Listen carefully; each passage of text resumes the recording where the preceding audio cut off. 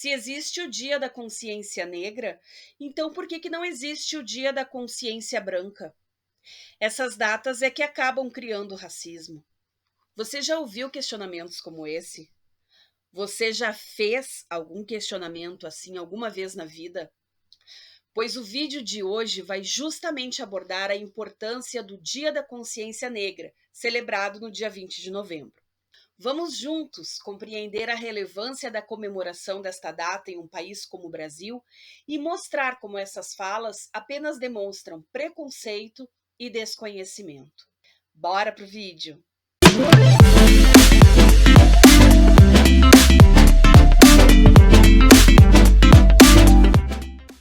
O dia 20 de novembro foi escolhido para celebrar o Dia da Consciência Negra, pois foi nesse dia, no ano de 1695, que ocorreu a morte de Zumbi dos Palmares, um homem negro que fez história por ter simbolizado a resistência à escravidão no Brasil. Precisamos destacar que a data não celebra o Dia do Negro. Ao contrário, a data existe para refletir sobre a consciência negra no Brasil.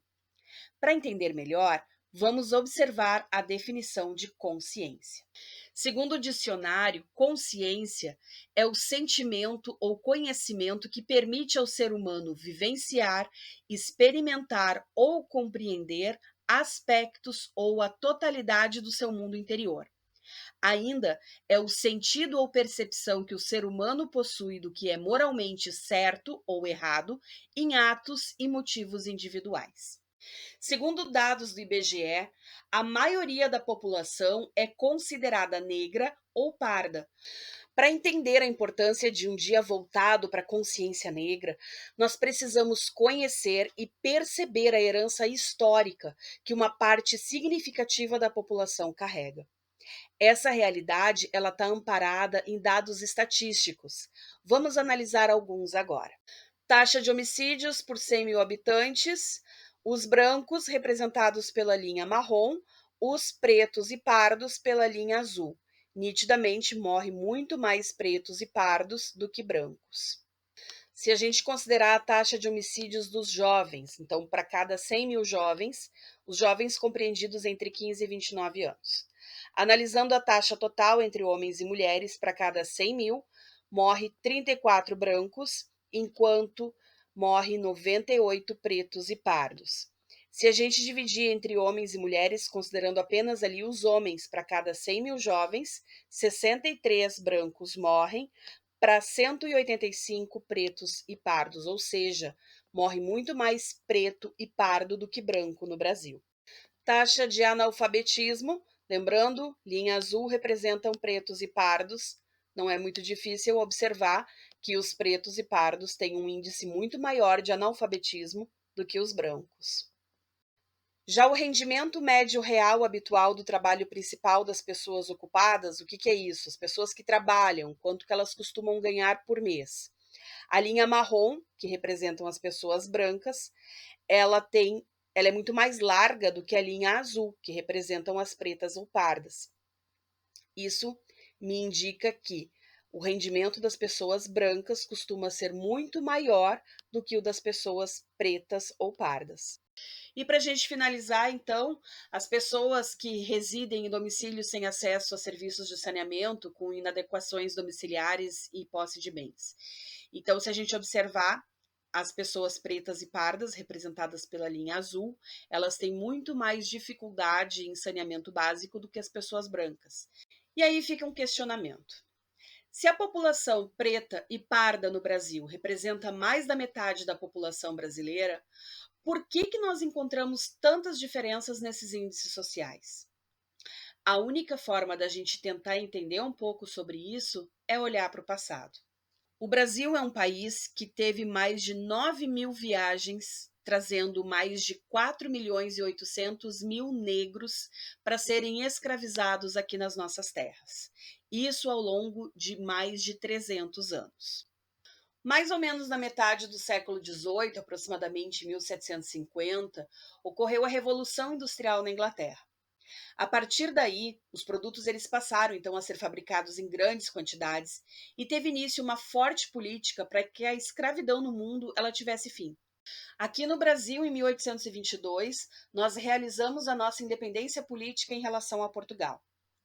A grande questão é que mais da metade da população que habitavam essas terras eram compostas de pessoas escravizadas, de negros.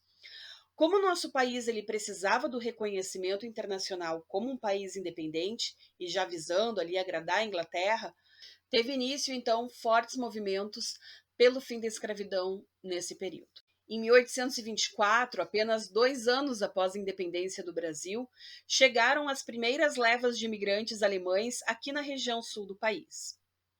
Foram seguidos por italianos, espanhóis, entre tantos outros. Aos poucos, os negros escravizados que antes trabalhavam nas lavouras começaram a ser substituídos por mão de obra recém-chegada da Europa. Nenhuma política foi criada para amparar esses negros que aos poucos iam deixando de ser escravizados. Muito pelo contrário, algumas leis elas foram editadas para impedir qualquer acesso dos negros a serviços básicos. Por exemplo, em 1837 foi editada uma lei em que, no artigo 3º, ficava proibido de frequentar as escolas públicas os escravos e os pretos africanos, ainda que livres ou libertos. Um outro exemplo. O rei é quem tinha a atribuição de distribuir as terras do território brasileiro a quem ele quisesse. Ocorre que em 1850 foi editada uma lei permitindo, então, outras formas de aquisição de terras. Conforme fala o professor Túlio Chaves Novaes, o que aconteceu? Então ele nos fala que quem que podia adquirir terras, quem é que poderia ser proprietário de terras? Aquelas pessoas que tinham dinheiro, normalmente ali os vindos da Europa, que talvez tivessem algum tipo de posse de ouro, né, que pudessem comprar essas terras, ganhavam o título de propriedade. O que sobrava para os negros, até então escravizados, e para os indígenas? A posse. A posse é apenas a ocupação das terras, sem qualquer garantia de que ali eles pudessem permanecer por muito tempo. Inclusive, se eles quisessem sair daquele local, vender aquela terra que eles tinham posse, eles não tinham nenhuma garantia de que eles poderiam fazer isso, que a pessoa que comprasse, né, teria então poderia ali permanecer, porque eles não tinham um título de propriedade, eles tinham apenas a posse, a ocupação daquele local. Em 1888, especificamente no dia 13 de maio, foi assinada então a Lei Áurea, que acabou definitivamente com a escravidão no Brasil. O que muita gente não se dá conta é que com o fim da escravidão aqui no Brasil, esses negros recém-libertos, eles não tinham para onde ir. Eles não eram nascidos na África, grande parte deles já tinha nascido aqui no Brasil. Então, eles não tinham mais vínculo nenhum com o continente africano. Não é como se eles pudessem entrar num navio e ir de volta para a África. Eles eram brasileiros, eles tinham nascido aqui.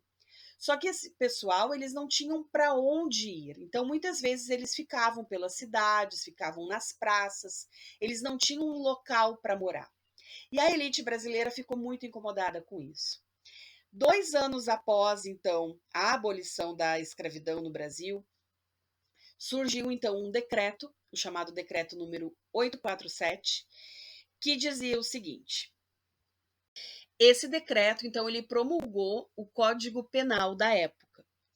E ele foi escrito visando criminalizar justamente vários desses negros recém-libertos.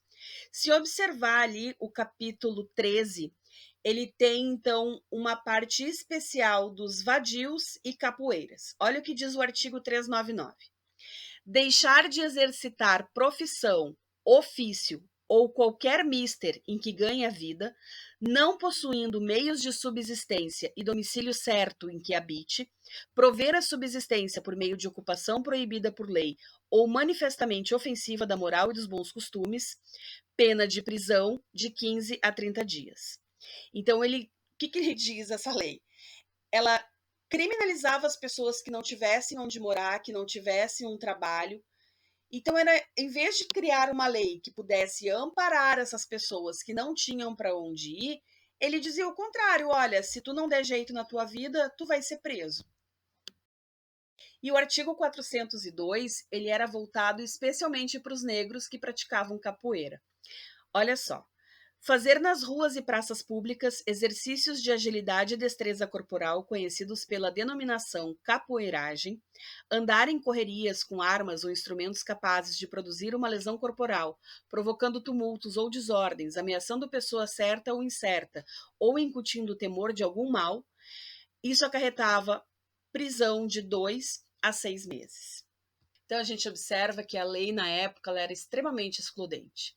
Ela, em vez de ajudar, auxiliar esses negros recém-libertos, ela, pelo contrário, ela buscou dificultar ao máximo a vida dessas pessoas, né, de modo que qualquer coisa que eles se sentissem incomodados, eles tinham um amparo para mandar prender qualquer um desses negros, então, que circulassem pelas cidades. Já no século XX, foi editada a chamada Lei do Boi, que indicava uma reserva de vagas para agricultores e filhos de agricultores no ensino público federal. Essa lei é de 1968, da época da ditadura militar, e, na verdade, a lei beneficiava filhos de fazendeiros e donos de grandes extensões de terra. Não por acaso, essa lei ela foi revogada com o fim da ditadura militar em 1985.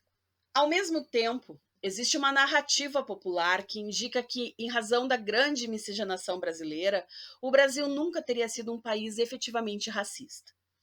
É possível enxergar racismo em outros países, como nos Estados Unidos, por exemplo. Mas o brasileiro mesmo, ele tem muita dificuldade em admitir o racismo existente no próprio território. E o racismo aqui, ele é histórico. E o futebol é um excelente exemplo. No início do século XX, o Bangu Atlético Clube, um time fundado por ingleses cujos integrantes, em grande parte, eram operários da fábrica de tecidos Bangu, no subúrbio do Rio, foi o primeiro no estado do Rio de Janeiro a escalar um atleta negro, o Francisco Carregal, no ano de 1905.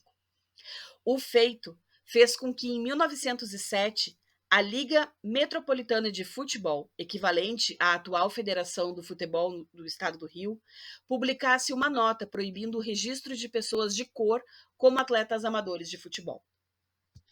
A natação é um outro esporte que historicamente afasta negros. Para ter uma ideia, até 1950, apenas brancos podiam frequentar piscinas em clubes. E a gente tem como uma consequência que apenas 6% dos atletas que já representaram o Brasil nas Olimpíadas na modalidade de natação eram negros. Ao mesmo tempo, pessoas negras e pardas eram proibidas de frequentar os mesmos clubes de brancos em vários lugares, principalmente no sul do Brasil. A situação ela chegou ao ponto de alguns clubes exigirem que os porteiros que davam acesso aos bailes verificassem os documentos de identificação para ver se lá constava que a pessoa era branca, caso tivesse alguma desconfiança da cor. Nesse contexto, surgiram os clubes sociais negros, cuja função era reunir os negros que não tinham possibilidade de frequentar outros locais. Apenas em 1988, com a nossa Constituição Cidadã, a Constituição Federal Brasileira, que está em vigor até os dias de hoje, é que trouxe no seu texto uma preocupação em relação à questão da discriminação, do preconceito e do racismo.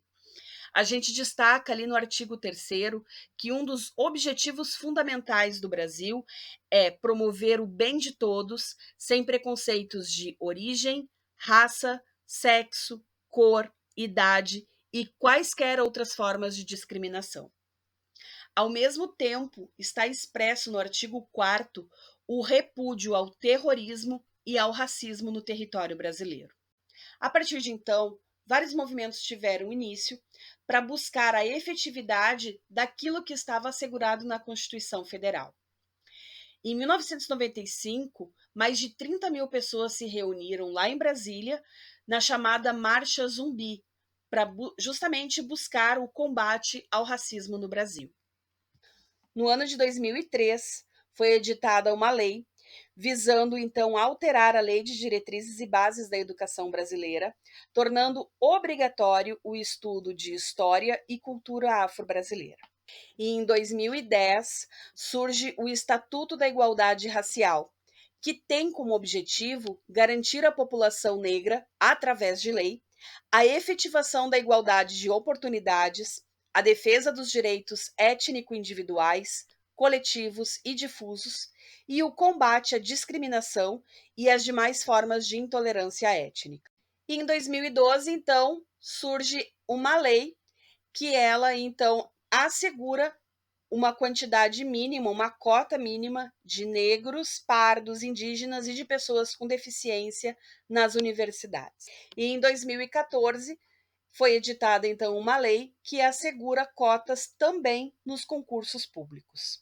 Como consequência direta, nós podemos observar que o acesso de brancos, pretos e pardos, ele é muito igual nas universidades, no ensino superior, tanto na rede pública quanto na rede privada. E aí a gente percebe que a política de cotas, ela traz justamente justiça social. Ela tem esse poder de transformar a realidade. E não raras as vezes, infelizmente, nós temos muitos discursos de muita gente preconceituosa que indica que o aluno que tem o ingresso na universidade através das cotas, ele tem um rendimento menor do que o aluno não cotista. E isso não é verdade. Nós temos no ano de 2022 inúmeras pesquisas indicando justamente que os alunos cotistas, eles têm o mesmo desempenho na graduação do aluno não cotista.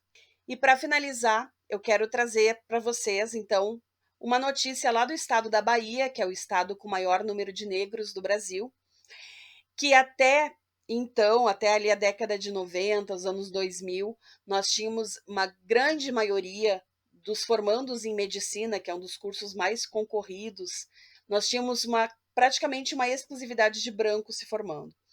E no ano de 2019, a Universidade Federal do Recôncavo Baiano, então ele teve a primeira turma de formandos em medicina e justamente 41% dos formandos eram negros. Então aqui algumas imagens então desses formandos, né, mostrando que políticas públicas elas sim fazem diferença direta, né, na vida das pessoas. Então, pessoal, a partir de tudo que nós vimos, nós percebemos o quanto é necessário uma data para que nós possamos refletir sobre os acontecimentos históricos e sobre as suas respectivas consequências. Que ninguém mais repita discursos fáceis de que falar sobre o racismo, que pensar sobre o preconceito do Brasil é que é responsável, então, por dividir a população de nós contra eles. Isso é falácia.